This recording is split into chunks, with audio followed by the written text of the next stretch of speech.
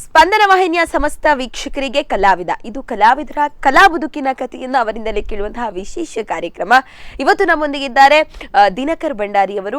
ಬನ್ನಿ ಅವರನ್ನ ಕಾರ್ಯಕ್ರಮಕ್ಕೆ ಸ್ವಾಗತಿಸಿಕೊಳ್ಳೋಣ. ಆದರೆ ಅದಕ್ಕಿಂತ ಮುಂಚೆ ನಿಮಗೆ ಆತ್ಮೀಯ ವೀಕ್ಷಕರಿಗೆ ಕಾರ್ಯಕ್ರಮಕ್ಕೆ ಸ್ವಾಗತ ಹೇಳ್ತಾ ಇವತ್ತು ನಮ್ಮೊಂದಿಗಿದ್ದಾರೆ ನಾಟಕ ರಚನೆಕಾರರು, ನಿರ್ದೇಶಕರು, ಕಲಾವಿದರು ಆದಂತಹ ದಿನಕರ್ ಭಂಡಾರಿ ಅವರು.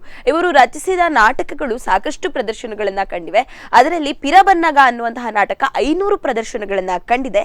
ಬನ್ನಿ ಆ ನಾಟಕದ ಬಗ್ಗೆ ಹಾಗೆ ಉಳಿದಂತಹ ನಾಟಕಗಳು ಹಾಗೆ ಅವರು ರಚಿಸಿ ನಿರ್ದೇಶಿಸಿದಂತಹ ಬೇರೆ ಎಲ್ಲ ನಾಟಕಗಳ ಬಗ್ಗೆ ಮಾತನಾಡೋಣ.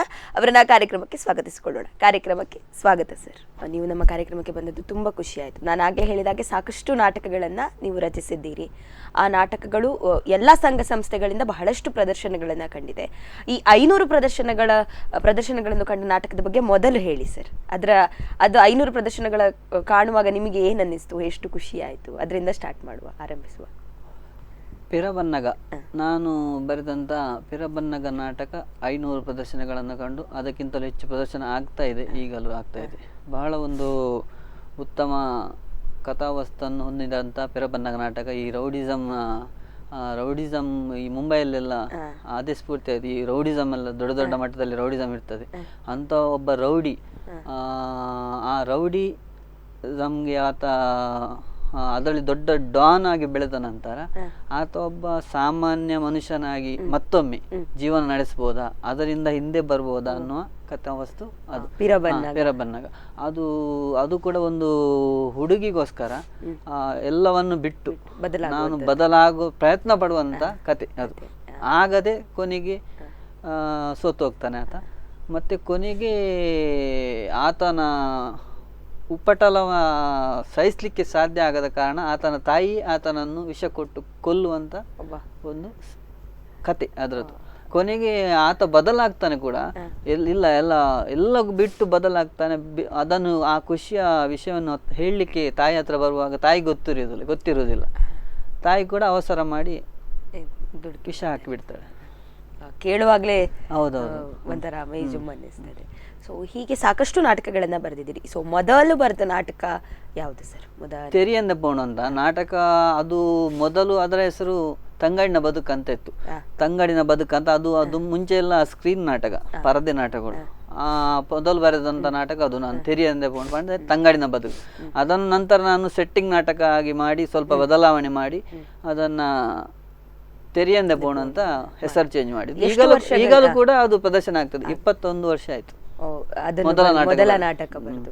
ಸೊ 21 ವರ್ಷಗಳಿಂದ ಕಲಾವಿದ ಅಂದ ಕೂಡಲೇ ಅವರು ನಾಟಕವನ್ನ ಇರ್ತದೆ, ಯಾವುದೋ ಒಂದು ಪಾತ್ರ, ಅದಕ್ಕೆ ಜೀವ ತುಂಬಿಸುವಂಥದ್ದು. ಆದ್ರೆ ರಚನೆಕಾರರಂದು ಕೂಡಲೇ ನೀವೇ ಆ ಪಾತ್ರವನ್ನ ಸೃಷ್ಟಿಸಿ ಕಥೆಯನ್ನ ಸೃಷ್ಟಿಸಿ ಬರೆಯುವಂಥದ್ದು.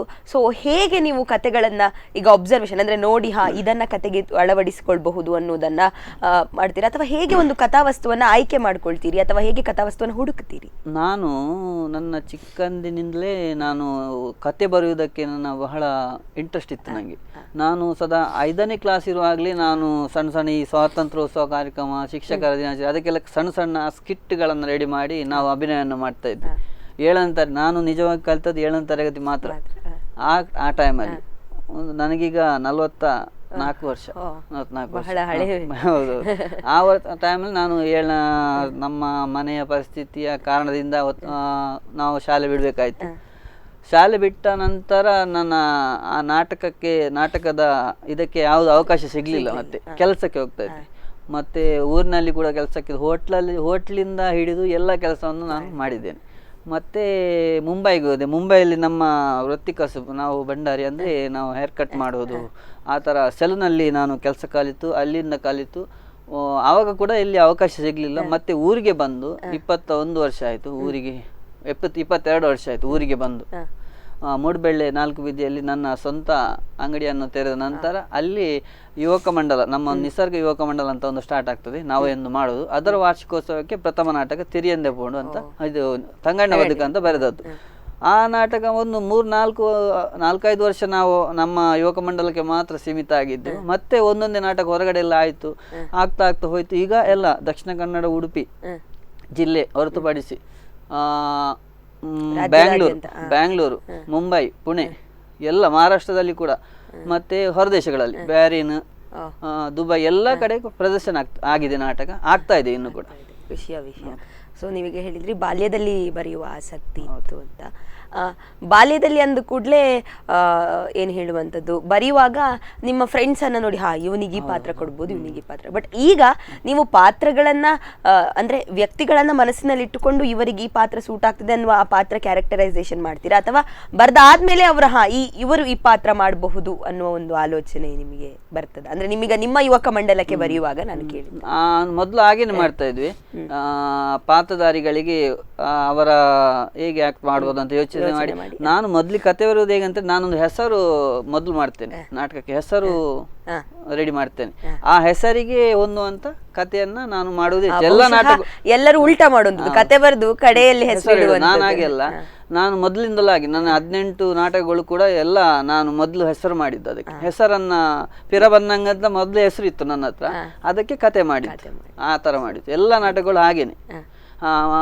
ಅದೇ ನನಗೆ ಆ ಹೆಸರನ್ನು ಸೆಲೆಕ್ಟ್ ಮಾಡಿದ ನಂತರ ಹೇಗೆ ಮಾಡ್ಬೋದು ಅಂತ ನಾನು ಅದನ್ನು ಯೋಚನೆ ಮಾಡ್ತೇನೆ. ಅದಕ್ಕೆ ಕತೆ ಹೇಗೆ ಮಾಡ್ಬೋದು ಅಂತ ಹೆಸರಿನ ಚೌಕಟ್ಟಿನಲ್ಲಿ ಕತೆ ಮಾಡ್ತೇನೆ. ಒಂದು ವಿಷಯ ಸಿಗ್ತದೆ, ಯಾವ್ದು ಪಿರಬನ್ನಗ ಅಂತ ಒಂದು ರೌಡಿಸಮ್ ಕತೆ. ಆ ತರ ಹಾಗೆ ಮಾಡಿದ ನಂತರ ಅದಕ್ಕೆ ಒಂದು ಪಾತ್ರಗಳನ್ನು ಸೃಷ್ಟಿ ಮಾಡ್ತೇನೆ. ಪಾತ್ರಗಳು ಈ ತರ ಹೀರೋ ವಿಲನ್ ಈ ತರ ಮಾಡಿ, ಕಾಮಿಡಿ ಒಂದು 5-6 ಜನ ಮಾಡಿ ಅವರಿಗೆ ಬೇಕಾದಾಗೆ ಸಂಭಾಷಣೆಗಳನ್ನು ಬರಿತಾ ಹೋಗ್ತೇನೆ. ಸೊ ಈ ಸಂಭಾಷಣೆಗಳಂದ ಕೂಡಲೇ ತುಳು ನಾಟಕ ಅಂದ ಕೂಡಲೇ ಒಂದು ಟ್ರೆಂಡ್ ಇತ್ತು, ಅಂದ್ರೆ ಕಾಮಿಡಿ ಇದ್ರೆ ಮಾತ್ರ ತುಳು ನಾಟಕ ಏನು ಹೋಗುವಂತದ್ದು. ಆದ್ರೆ ಈಗ ಆ ಟ್ರೆಂಡ್ ಚೇಂಜ್ ಆಗಿದೆ. ಬಹುಶಃ ನೀವು ಆ ಎರಡೂ ಟ್ರೆಂಡ್ ಅನ್ನ ನೋಡಿದ್ದೀರಿ. ಸೊ ಆಗ ಹೇಗೆ ಬರಿತಿದ್ರೆ ಆ ಕಾಲಕ್ಕೆ, ಈಗ ಹೇಗೆ ಬರೀತಾ? ಇಲ್ಲ, ಈಗಲೂ ಕೂಡ ಟ್ರೆಂಡ್ ಬದಲಾಗಿದೆ ಅಂತ ಇಲ್ಲ. ಜನಗಳು ಇಷ್ಟಪಡೋದು ಹಾಸ್ಯ ನಾಟಕಗಳನ್ನೇ. ಸ್ಟೋರಿ ಏನಾಗಿದೆ ಅಂತ ಹೇಳಿ, ಸ್ಟೋರಿ ಕೂಡ ಇರ್ಬೇಕು.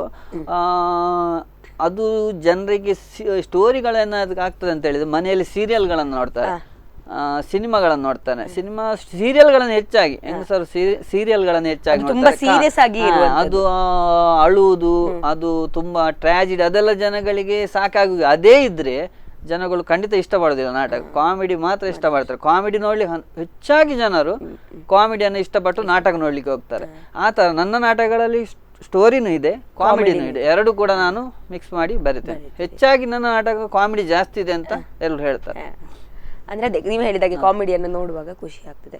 ಸೊ ಈ ಕಾಮಿಡಿ ಅಂತ ಅಂದ ಕೂಡಲೇ ಎಂತ ಹೇಳುವಂಥದ್ದು ಅಂದ್ರೆ, ನೀವು ಇಷ್ಟು ನಾಟಕಗಳನ್ನ ಬರೆಯುವಾಗ ಅದು ರಿಪೀಟ್ ಆಗ್ತಾ ಹೋಗ್ಬಾರ್ದು ಅಥವಾ ಸೇಮ್ ಅನ್ನಿಸ್ಬಾರ್ದು ನೋಡುವಾಗ ಕೂಡ. ಸೊ ಅದನ್ನ ಹೇಗೆ ಅಂದ್ರೆ, ಈಗ ಯಾರಾದ್ರೂ ನಿಮ್ಮ ಜೊತೆ ಇರುವವರಲ್ಲಿ ನೀವು ಗಮನಿಸ್ತೀರಾ ಹೇಗೆ, ಅಥವಾ ನೀವೇ ಹೊಸ ಕಾಮಿಡಿಗಳನ್ನ ಅಂದ್ರೆ ಜೋಕ್ಸ್ ಗಳನ್ನ ಬರೆಯುವಂತದ್ದು ಹೇಗೆ? ನಾನು ಹೊಸ ಪ್ರತಿ ನಾಟಕಗಳಲ್ಲೂ ಕೂಡ ನನ್ನ ಒಂದು ನಾಟಕದಲ್ಲಿ ಇದ್ದ ಡೈಲಾಗ್ ಇನ್ನೊಂದು ನಾಟಕದಲ್ಲಿ ಇರುವುದೇ ಇಲ್ಲ, ಬೇರೆನೆ ಕಂಪ್ಲೀಟ್ ಬೇರೆನೆ ಮಾಡ್ತೇನೆ. ಹೊಸ ಪಾತ್ರಗಳನ್ನ ಸೃಷ್ಟಿ ಮಾಡ್ತೇನೆ. ಹೊಸ ಪಾತ್ರಗಳು ನಾನು ನೋಡಿ ಅನುಭವ ಪಟ್ಟದ್ದು. ಈ ಉದಾಹರಣೆಗೆ ನಾನು ಏನಾಗಿದೆ ಅಂತ, ನಾನು ಅಂಗಡಿ ಇರುವುದು ನನ್ನೊಂದು ಬಾರ್ ಹತ್ರ, ಸೈಡ್ ಒಂದು ಬಾರ್ ಇದೆ ಅಂತ ಕೂಡ್ಲೆ ಅಲ್ಲಿ ಮನೋರಂಜನೆ ತುಂಬಾ ಸಿಗ್ತದೆ. ಸಂಜೆ ಆಗುವಾಗ ಅಂತೂ ಮನೋರಂಜನೆಗಳು ಹಲವಾರು ವಿಧದ ಪಾತ್ರಧಾರಿಗಳು ಅಲ್ಲಿಂದ ಹೊರಗೆ ಬರ್ತಾರೆ. ಅದನ್ನೆಲ್ಲ ನೋಡ್ತೇನೆ. ಅದು ನೋಡಿ ನಂತರ ನನ್ನ ಕಣ್ಣೆದುರು ನಡೆಯುವಂತ ಯಾವ್ದಾದ್ರು ಒಂದು ಸನ್ನಿವೇಶಗಳನ್ನು ಅದನ್ನು ನಾನು ಸೂಕ್ಷ್ಮವಾಗಿ ಗಮನಿಸ್ತೇನೆ. ಆ ಪಾತ್ರ ನಾನು ಸೃಷ್ಟಿ ಮಾಡ್ತೇನೆ.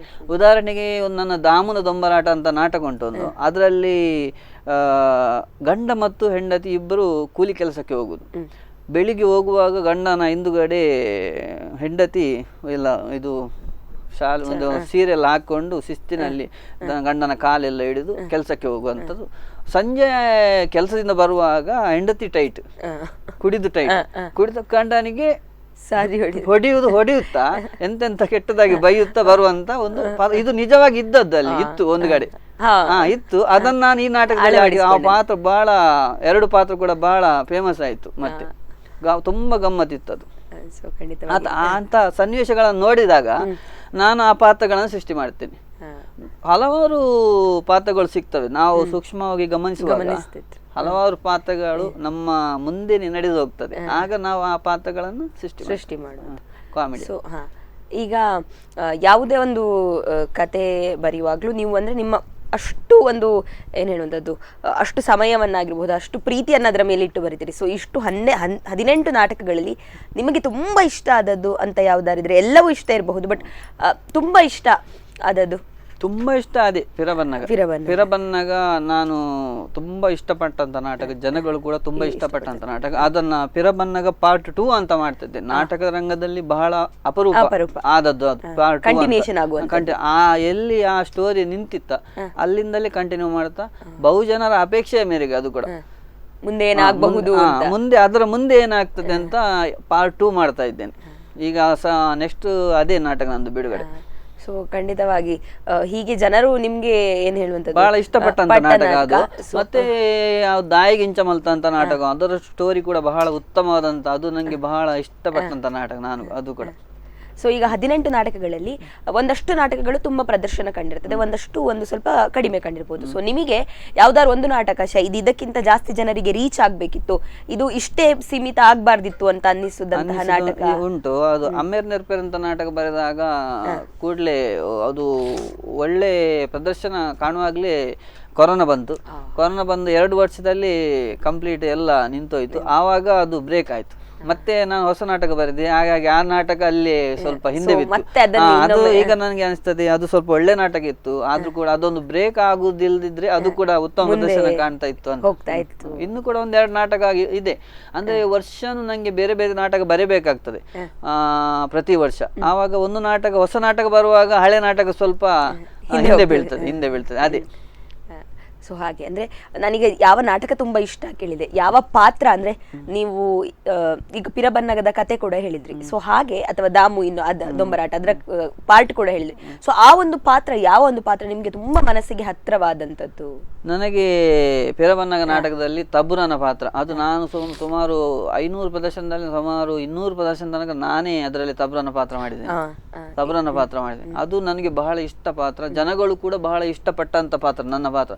ನನಗೆ ಕೆಲವು ಊರುಗಳಲ್ಲಿ ತಬುರ ಅಂತಾನೆ ಹೆಸರಿದೆ.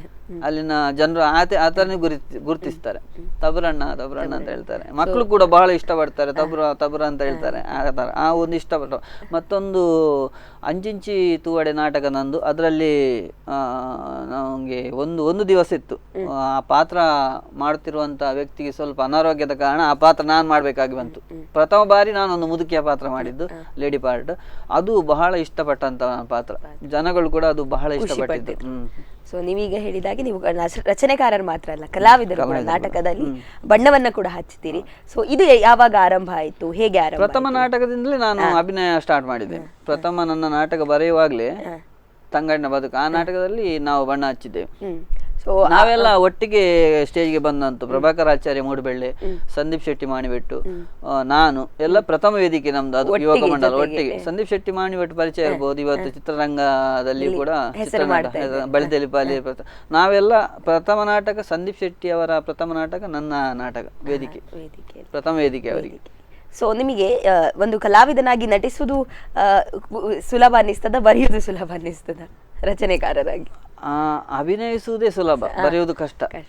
ಬರೆಯುವುದು ಕಷ್ಟ ಅಂದ್ರೆ ತುಂಬಾ ಅದಕ್ಕೆ ನಾನು 1 ವರ್ಷಕ್ಕೆ ಒಂದೇ ನಾಟಕ ಬರೆಯುವುದು, ಹೆಚ್ಚು ನಾಟಕ ಬರೆಯಲಿಕ್ಕೆ ಏನು ಹೋಗುದಿಲ್ಲ. ಒಂದೇ ನಾಟಕ ಬರೆಯುವುದು ತುಂಬಾ ತಲೆ ಖರ್ಚು ಮಾಡಬೇಕಾಗ್ತದೆ ಅದಕ್ಕೆ. ಹೌದು, ಹೇಗೆ ಆಗುದು. ಈಗ ಅಂತೂ ತುಂಬಾ ಒತ್ತಡ ಇರ್ತದೆ. ಮುಂಚೆ ಎಲ್ಲ ನಡೀತಾ ಇತ್ತು. ಈಗ ಅಂತ ಹೇಳಿದ್ರೆ ಜನಗಳ ನಿರೀಕ್ಷೆ ಇರ್ತದೆ, ಜಾಸ್ತಿ ಆಗಿರ್ತದೆ. ಅವರ ನಾಟಕ ಏನಾದ್ರೂ ಇರ್ತದೆ ಅದರಲ್ಲಿ ಅಂತ ಹಾಗೆ. ಹೌದು, ಮತ್ತೆ ಒಂದಷ್ಟು ಬೇರೆ ಬೇರೆ ಸೀರಿಯಲ್, ಸಿನಿಮಾ ನೋಡುವಾಗ ಅದನ್ನೆಲ್ಲ ಹೊರತುಪಡಿಸಿ ಏನೋ ಒಂದು ಬೇರೆ ಬೇಕು, ಬೇರೆ ಕೇಳ್ತಾರೆ. ನಾನು ನನ್ನ ನಾಟಕಕ್ಕೆ ಕತೆ ಸಂಭಾಷಣೆ ಬೇರೆಯವರ ನಾಟಕ ಕೂಡ ಸತ್ಯ ಸಂಭಾಷಣೆ ಬರೆದಿದ್ದೇನೆ. ಪ್ರಸನ್ನ ಶೆಟ್ಟಿ ಬೈಲೂರು ಅವರ 2 ನಾಟಕಕ್ಕೆ ತೆರೆಯಂದೆ ಒಂದು ಪಿರ ಬರುವಲ್ಲ 2 ನಾಟಕಕ್ಕೆ ನಾನು ಬುದ್ಧಿ ಚಾಪಾಟ, ಮತ್ತೆ ಇನ್ನೊಂದು ನಾಟಕಕ್ಕೆ ನಾನು ಸಂಭಾಷಣೆ ಬರೆದಿದ್ದೇನೆ. ಮತ್ತೆ ಒಂದು ಗುಸುಗುಸು ಉಂಡಿಗೆ ಮಂಗಳೂರಿನ ಜಯಮಾತಾ ಕಲಾವಿದ ತಂಡ ಅವರಿಗೆ ಒಂದು ನಾಟಕಕ್ಕೆ ಸಂಭಾಷಣೆಯನ್ನ ನಾನು ಬರೆದಿದ್ದೇನೆ. ಅಂದ್ರೆ ಒಡನಾಟ ಎಲ್ಲ ರಂಗ ತಂಡಗಳೊಟ್ಟಿಗೆ, ಸಂಘ ಸಂಸ್ಥೆಗಳೊಟ್ಟಿಗೆ ಇದೆ. ಸೊ ನೀವೀಗ ಬೇರೆ ಏನು ಹೇಳುವಂತದ್ದು, ನಿಮ್ಗೆ ಅಲ್ಲದೆ ಈಗ 1-2 ಸಂಸ್ಥೆಗಳಿಗೆ ತಿಳಿಸಿದ್ರಿ, ಹಾಗೆ ಬೇರೆ ಯಾವ್ಯಾವ ಸಂಸ್ಥೆಗಳಿಗೆ ಅಥವಾ ಸಂಘಗಳಿಗೆ ಬರೆದು ಕೊಟ್ಟಿದ್ದೀರಿ ಸರ್? ಅಂದ್ರೆ ಸಂಭಾಷಣೆ ಕೂಡ ಆಗಿರಬಹುದು, ಅಥವಾ ಸ್ಕಿಟ್ ಅಥವಾ ನಾಟಕ ತಂಡಗಳಿಗೆ, ಒಂದು ನಾಟಕ ತಂಡಗಳಿಗೆ ರಂಗತರಂಗ ಕಾಪು ತಂಡಕ್ಕೆ ನಾನು ನಾಟಕ ಮೊದಲು ಬರೆದು ಕೊಟ್ಟಿದ್ದೇನೆ. ನನ್ನ ನಾಟಕವನ್ನು ಅವರು ಮಾಡಿದ್ದಾರೆ. ಮತ್ತೆ ಇದು ಉಮೇಶ್ ಬಿಜಾರ್ ಅವರ ನಮ್ಮ ಕಲಾವಿದರು ಬೆದ್ರ ತಂಡಕ್ಕೆ, ಪಲ್ಲವಿ ಕಲಾವಿದರ ಕಾರ್ಕಳ, ಕೃಷ್ಣ ಕಲಾವಿದರು ಉಡುಪಿ, ಮತ್ತೆ ವಿಜಯ ಕಲಾವಿದರ ಕಿನ್ನಿಗೋಳಿ, ಇಂಥ ನಮ್ಮ ಕಟೀಲಲ್ಲಿ ಒಂದು ತಂಡ ಉಂಟು, ತರುಣಶಕ್ತಿ ಕಲಾವಿದರು, ರಂಗನಪಲ್ಕೆಯಲ್ಲಿ ಒಂದು ರಂಗ ಕಲಾವಿದರು ಅಂತ ಉಂಟು.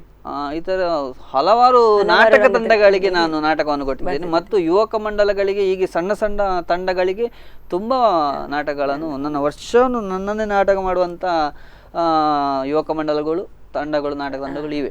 ಅಂದ್ರೆ ನೀವೇ ಬರೆದು ಕೊಡಬೇಕು? ನಾನೇ ಬರೆದು ಕೊಡೋದು. ನಿರ್ದೇಶನಕ್ಕೂ ಕೆಲವು ನಾಟಕ ನಾನೇ ನಿರ್ದೇಶನ, ಈ ಸಂಘ ಸಂಸ್ಥೆಗಳಿಗೆ ಎಲ್ಲ, ಯುವಕ ಮಂಡಲಗಳಿಗೆ, ಇನ್ನಿತರ ಸಂಘ ಸಂಸ್ಥೆಗಳಿಗೆ ನಾನೇ ನಿರ್ದೇಶನವನ್ನು ಹೋಗಿ ಕೊಡ್ತೇನೆ.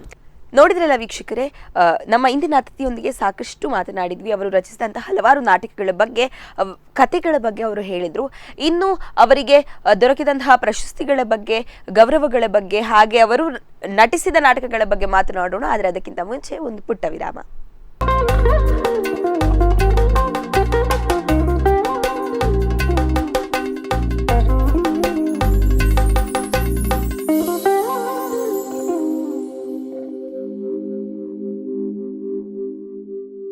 ವಿರಾಮದ ಬಳಿಕ ಮತ್ತೊಮ್ಮೆ ಸ್ವಾಗತ.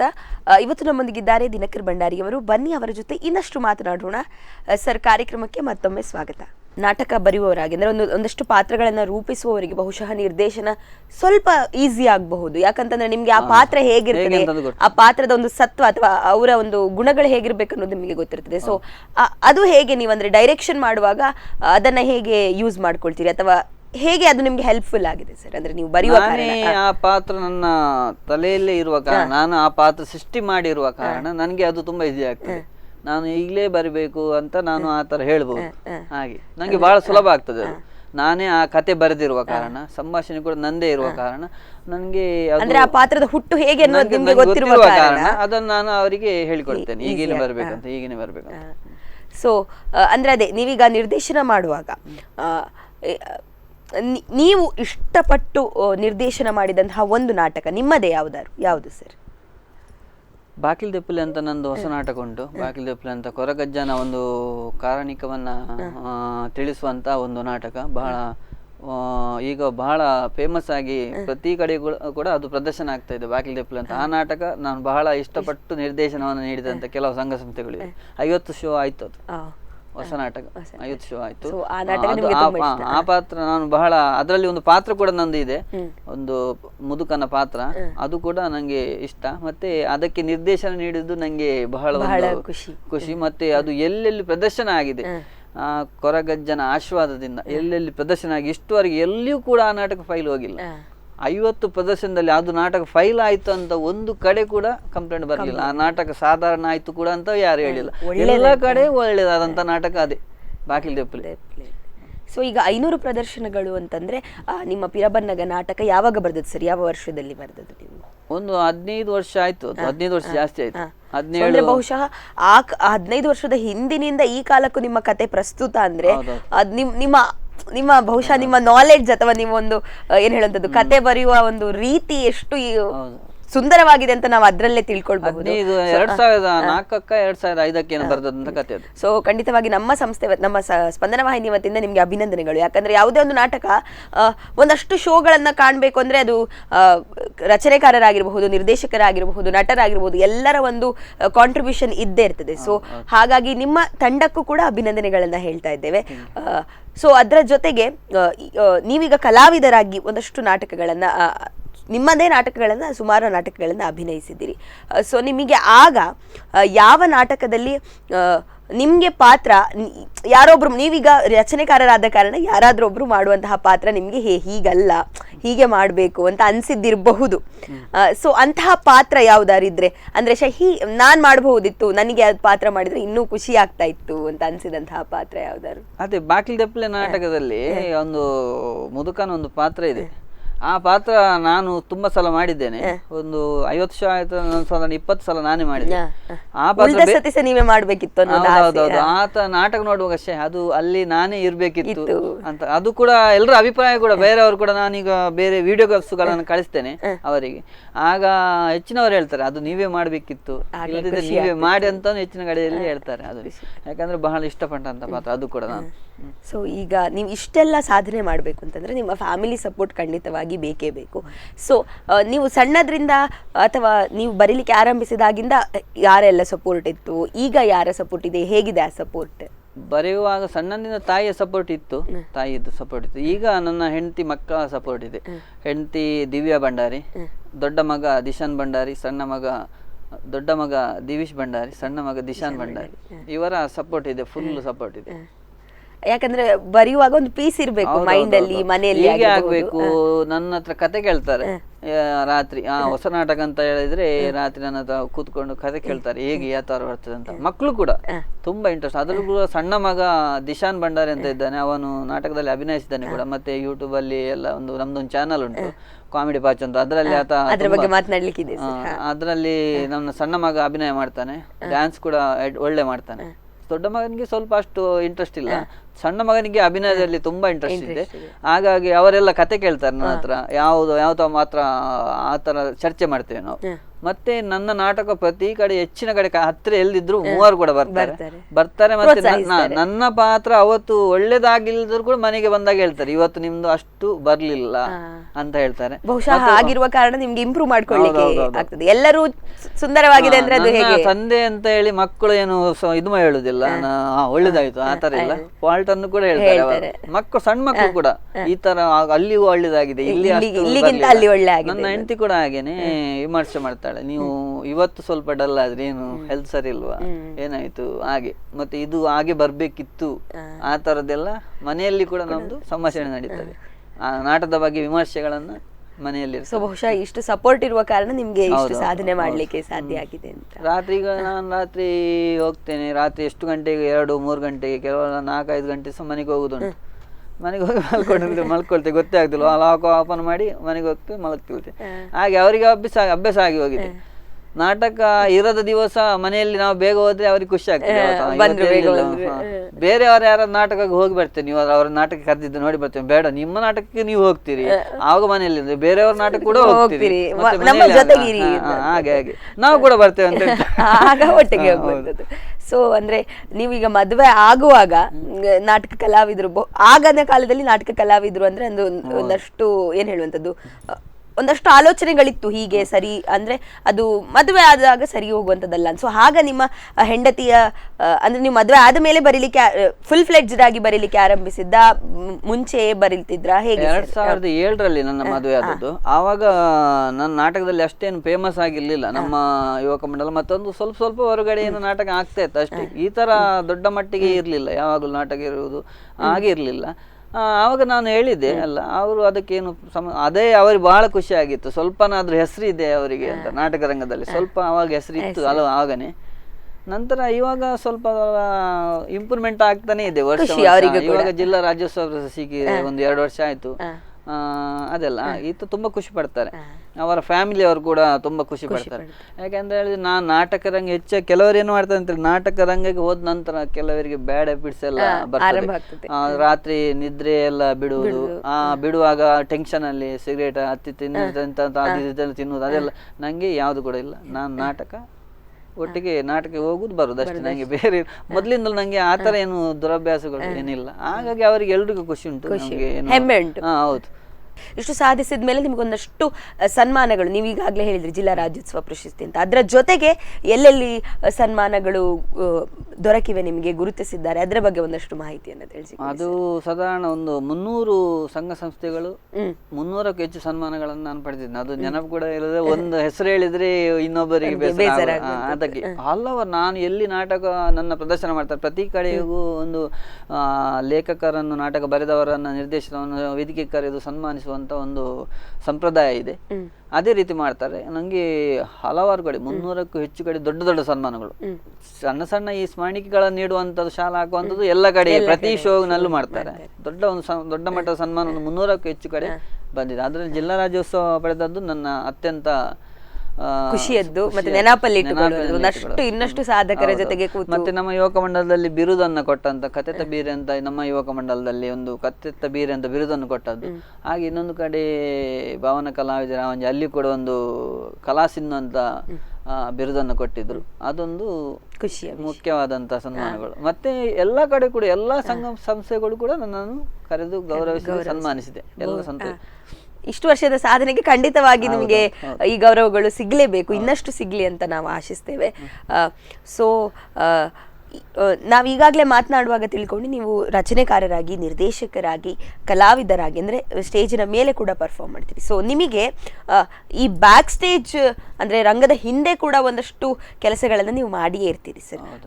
ಅದರ ಬಗ್ಗೆ ಅಂದರೆ ನಿರ್ದೇಶನ ಮಾಡುವಾಗ ಈ ಸ್ಟೇಜ್ ಆಗಿರಬಹುದು, ಕಾಸ್ಟ್ಯೂಮ್ ಡಿಸೈನ್ ಆಗಿರಬಹುದು, ಅಥವಾ ಮೇಕಪ್ ಆಗಿರ್ಬೋದು, ಸೊ ಇದ್ರ ಬಗ್ಗೆ ಎಲ್ಲ ನಿಮಗೆ ಏನು ಅನಿಸ್ತದೆ?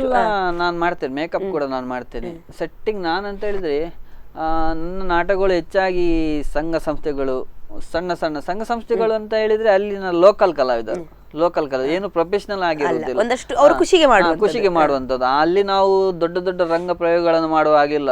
ಸ್ಟೇಜ್ ಹಾಗೆ ಬರಬೇಕು, ಸೆಟ್ಟಿಂಗ್ ಹೀಗೆ ಇರಬೇಕು, ಹೀಗೇನೇ ಮಾಡ್ಬೇಕಂತ ನಾವು ಏನು ಹೇಳುವ ಹಾಗೆ ಇಲ್ಲ. ಯಾಕೆಂತೇಳಿ ನಾವು ಸಣ್ಣ ಕಲಾವಿದರು, ವರ್ಷಕ್ಕೆ ಹವ್ಯಾಸಿ ಕಲಾವಿದರು, ವರ್ಷಕ್ಕೊಂದು ನಾಟಕ ಮಾಡುವಂಥದ್ದು. ಹೆಚ್ಚಿನ ಕಡೆ ನಂಗೆ ಹಾಗೇ ಸಿಗುವುದು. ಹಾಗೆ ಅಂತ ಅವಕಾಶ ಎಲ್ಲಿ ಸಿಕ್ಕಿಲ್ಲ. ಯಾವ್ದಾದ್ರು ತಂಡ ನಾನೇ ಒಂದು ಟೀಮ್ ಕಟ್ಟುವುದಂತ ಆದ್ರೆ ಆ ಟೀಮ್ಗೆ ಬೇಕಾದ್ರೂ ನಾವು ಬೇರೆ ಬೇರೆ ರೀತಿಯಲ್ಲಿ ಮಾಡ್ಬೋದು. ಇದಕ್ಕೆ ಅಷ್ಟು ಅವಕಾಶ ಸಿಗುದಿಲ್ಲ. ನಾವು ಸಂಘ ಸಂಸ್ಥೆಯವರು ನನ್ನ ನಾಟಕ ಹೆಚ್ಚಾಗಿ ಮಾಡುವಂಥದ್ದು. ಟೀಮ್ಗೆ ನಾನು ನಾಟಕ ಕೊಟ್ಟರು ಕೂಡ ಅವರೇ ಮಾಡ್ತಾರೆ, ಅದಕ್ಕೆ ನಮ್ಗೆ ಹೋಗ್ಲಿಕ್ಕಿಲ್ಲ. ನಾವು ಅದಕ್ಕೆ ನಿರ್ದೇಶಕರು ಬೇರೆ ಇರ್ತಾರೆ, ರಚನೆಕಾರರಾಗಿ ನಾನು ಇರ್ತೇನೆ ಅಷ್ಟೇ. ಹೆಚ್ಚಾಗಿ ನಾನು ನಿರ್ದೇಶನ ಮಾಡುವುದು ಕಡಿಮೆ, ಬಹಳ ಹೆಚ್ಚಾಗಿ ಬೇರೆ ನಿರ್ದೇಶಕರು ಹೆಚ್ಚಾಗಿ ಇರ್ತಾರೆ ಬೇರೆ ಕಡೆ, ಅವರವರೇ. ನಾನು ನಿರ್ದೇಶನ ಮಾಡಿದ ಕಡೆ ಒಳ್ಳೆ ರೀತಿಯಲ್ಲಿ ಮಾಡ್ತೇನೆ ಅಷ್ಟೇ. ಸೊ ಈಗ ನೀವೊಂದು ನೀವು ಹೇಳಿದ್ರೆ ಲೇಖಕರಾಗಿ ಬರೆದು ಕೊಡುವಂಥದ್ದು, ರಚನೆಗಾರರಾಗಿ. ಸೊ ಆ ನಾಟಕ ಪ್ರದರ್ಶನ ಕಾಣುವಾಗ, ಮೊದಲ ಪ್ರದರ್ಶನವೇ ಇರಬಹುದು ಅಥವಾ ಯಾವುದೇ ಪ್ರದರ್ಶನ ಇರ್ಬೋದು, ನೀವು ಆ ನಾಟಕವನ್ನ ಬರ್ದಾದ್ಮೇಲೆ ಕೊಟ್ಟ ನಂತರ ಹೋಗಿ ನೋಡುವಾಗ ಮೊದಲು ಹೇಗನ್ನಿಸ್ತದೆ ಸರ್? ಅಂದ್ರೆ ನೀವು ಏನು ಪೇಪರಲ್ಲಿ ಬರೆದು ಒಂದು ಚಿತ್ರಿಸ್ಕೊಂಡಿರ್ತೀರಿ, ಕಲ್ಪನೆ ಮಾಡ್ಕೊಂಡಿರ್ತೀರಿ, ಅದು ರಂಗದ ಮೇಲೆ ಬಂದಾಗ ಅದನ್ನ ನೋಡಿದಾಗ ನಿಮಗೆ ಎಷ್ಟು ಖುಷಿ ಆಗ್ತದೆ, ಏನನ್ನಿಸ್ತದೆ? ತುಂಬಾ ಖುಷಿ ಆಗ್ತದೆ ನೋಡುವಾಗ, ತುಂಬಾ ಖುಷಿ ಆಗ್ತದೆ. ಕೆಲವು ಕಡೆಯಲ್ಲಿ ಆಗುದಿಲ್ಲ, ಅಷ್ಟು ಒಳ್ಳೇದು ಬರುದಿಲ್ಲ ನಾಟಕ, ಆಗ ಸ್ವಲ್ಪ ಬೇಸರ ಆಗ್ತದೆ. ಆದ್ರೂ ಕೂಡ ನಾನು ಅವರಿಗೆ ಎಂತಾದ್ರೂ ಹೀಗೆ ಬೈಲಿಕ್ಕೆಲ್ಲ ಹೋಗುದಿಲ್ಲ. ಯಾಕಂತ ಹೇಳಿದ್ರೆ ಅವರು ವರ್ಷಕ್ಕೊಮ್ಮೆ ಮಾಡುವಂತವ್ರು. ಯಾಕಂತ ಹೇಳಿದ್ರೆ ಅವರದೇ ಆದ ಒಂದು ಸ್ಟೈಲಲ್ಲಿ ಮಾಡಿರ್ತಾರೆ. ಅವರ ಕೆಪಾಸಿಟಿ ಏನಿರ್ತದೆ, ಪ್ರತಿಭೆ ಏನಿರ್ತದೆ, ಆ ತರ ಮಾಡಿರ್ತಾರೆ. ಅವರಿಗೆ ಬೇಸರ ಆಗಬಾರ್ದು. ಒಳ್ಳೇದಾಗಿದೆ ಅಂತಾನೆ ಹೇಳುದು, ಒಳ್ಳೇದಾಗಿದೆ, ಒಳ್ಳೆ ಮಾಡಿದ್ದೀರಿ ಅಂತ ಪ್ರೋತ್ಸಾಹವನ್ನು ಕೊಡುವಂಥದ್ದು.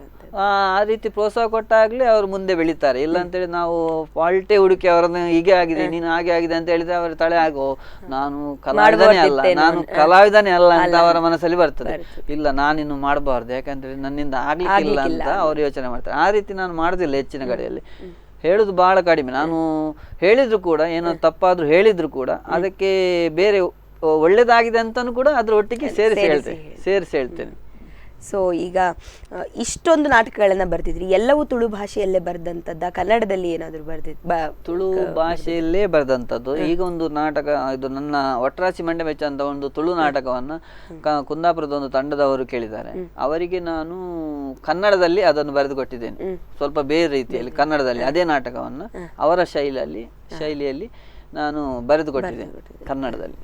ಮತ್ತೆ ಎಲ್ಲ ನಾಟಕಗಳು ತುಳು ನಾಟಕಗಳೇ ನಂದು.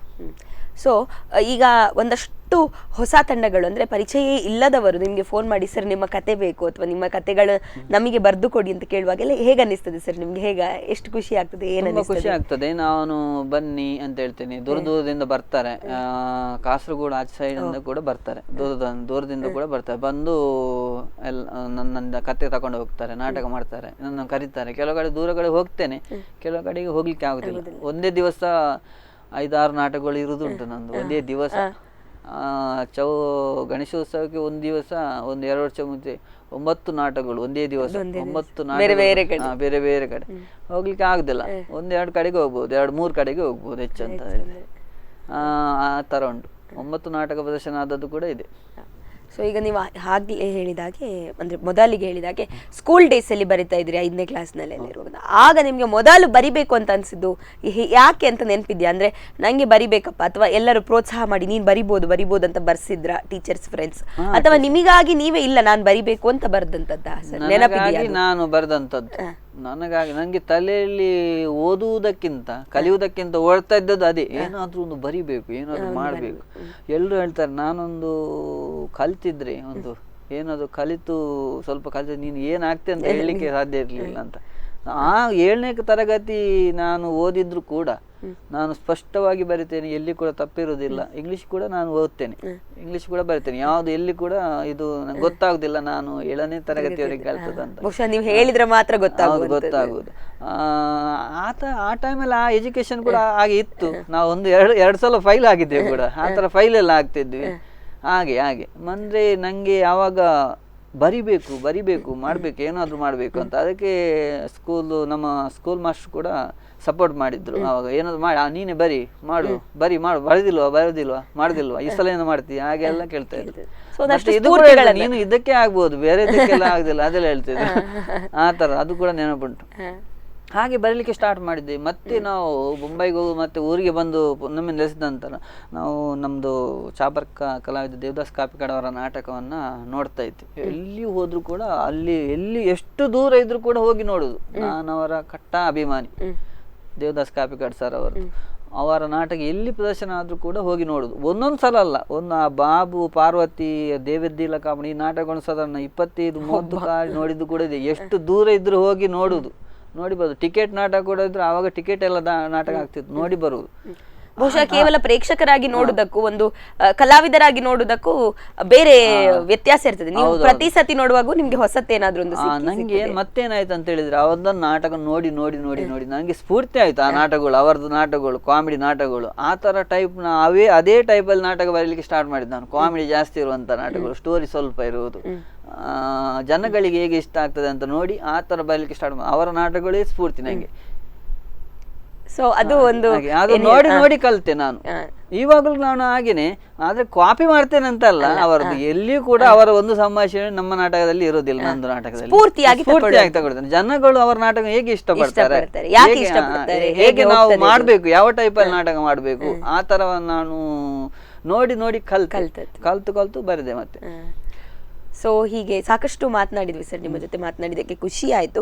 ಸೊ ಈಗ ಕಾರ್ಯಕ್ರಮವನ್ನು ಮುಗಿಸುವಂತಹ ಹೊತ್ತು, ನಿಮಗೆ ಇಷ್ಟು ವರ್ಷಗಳ ಸಾಧನೆಯಲ್ಲಿ ಯಾರನ್ನಾದ್ರೂ ನೆನಪಿಸ್ಕೊಳ್ಬೇಕು ಅಂತಿದ್ರೆ, ಯಾರಿಗಾದ್ರೂ ಥ್ಯಾಂಕ್ಸ್ ಹೇಳಬೇಕು ಅಂತ ಇದ್ರೆ, ಅಥವಾ ಒಂದಷ್ಟು ಜನ ನಿಮಗೆ ಖಂಡಿತವಾಗಿ ಪ್ರೋತ್ಸಾಹ ಮಾಡಿರ್ತಾರೆ, ಅವರನ್ನ ನೆನಪಿಸ್ಕೊಳ್ಬೇಕು ಅಂತಿದ್ರೆ ಯಾರು ಸರ್? ನಮ್ಮ ಮೊದಲಿಗೆ ನೆನಪಿಸ್ಕೊಳ್ಬೇಕು ನಮ್ಮ ಯುವಕ ಮಂಡಲ. ನನ್ನ ಯುವಕ ಮಂಡಲ ನಿಸರ್ಗ ಯುವಕ ಮಂಡಲ ಎಡ್ಮೇರ್ ಅಂತ ನಮ್ಮ ಮೂಡುಬೆಳ್ಳಿಯಲ್ಲಿ.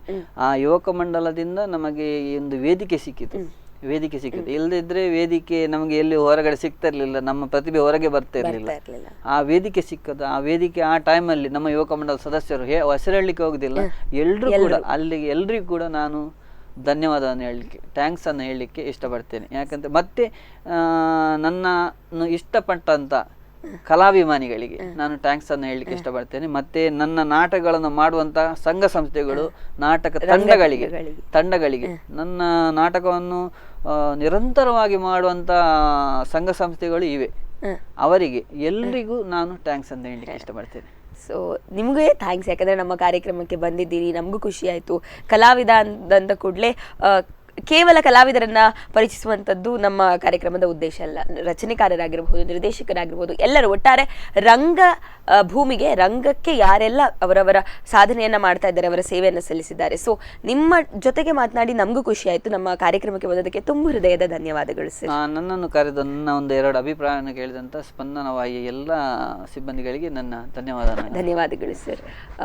ಇನ್ನೊಮ್ಮೆ ನೀವೀಗ ಜಿಲ್ಲಾ ರಾಜ್ಯೋತ್ಸವ ಪ್ರಶಸ್ತಿ ಪಡೆದುಕೊಂಡ್ರಿ, ಹಾಗೆ ರಾಜ್ಯದ ಪ್ರಶಸ್ತಿ ಕೂಡ ಪಡೆದುಕೊಳ್ಳಿ. ಸೊ ಆಗ ಮತ್ತೊಮ್ಮೆ ಇನ್ನಷ್ಟು ಪ್ರದರ್ಶನಗಳಾದ ಮೇಲೆ ನಿಮ್ಮ ನಾಟಕ ಮತ್ತೊಮ್ಮೆ ನಾವು ಮಾತನಾಡೋಣ. ಅಲ್ಲಿವರೆಗೆ ಬಂದದಕ್ಕೆ ತುಂಬ ಹೃದಯದ ಧನ್ಯವಾದಗಳು ಸರ್. ತುಂಬ ಧನ್ಯವಾದ. ವೀಕ್ಷಕರೇ, ನೋಡಿದ್ರಲ್ಲ, ಇವತ್ತು ನಮ್ಮೊಂದಿಗಿದ್ದಂತಹ ಅತಿಥಿ ದಿನಕರ್ ಭಂಡಾರಿ ಅವರು ತಮ್ಮ ನಾಟಕದ ರಚನೆಯ ಬಗ್ಗೆ, ಅವರು ನಿರ್ದೇಶಿಸಿದ ನಾಟಕಗಳ ಬಗ್ಗೆ, ಹಾಗೆ ಅವರು ಅಭಿನಯಿಸಿದಂತಹ ನಾಟಕಗಳ ಬಗ್ಗೆ ಸಾಕಷ್ಟು ವಿಷಯಗಳನ್ನ ಹೇಳಿದ್ರು, ಸಾಕಷ್ಟು ಸಂಗತಿಗಳನ್ನ ನಿಮ್ಮೊಂದಿಗೆ ಹಂಚಿಕೊಂಡಿದ್ದಾರೆ. ಇವತ್ತಿನ ಕಾರ್ಯಕ್ರಮ ನಿಮಗೆ ಇಷ್ಟ ಆಯಿತು ಅಂದುಕೊಂಡಿದ್ದೇನೆ. ಮುಂದಿನ ವಾರ ಮತ್ತೊಬ್ಬ ಕಲಾವಿದರೊಂದಿಗೆ ನಾವು ನಿಮ್ಮ ಮುಂದೆ ಬರ್ತೇವೆ. ಅಲ್ಲಿವರೆಗೆ ನೋಡ್ತಾ ಇರಿ ಸ್ಪಂದನ. ನಾನು ಭಾವನಾ ವಿಷ್ಣುಮೂರ್ತಿ ಕೆರೆಮಠ.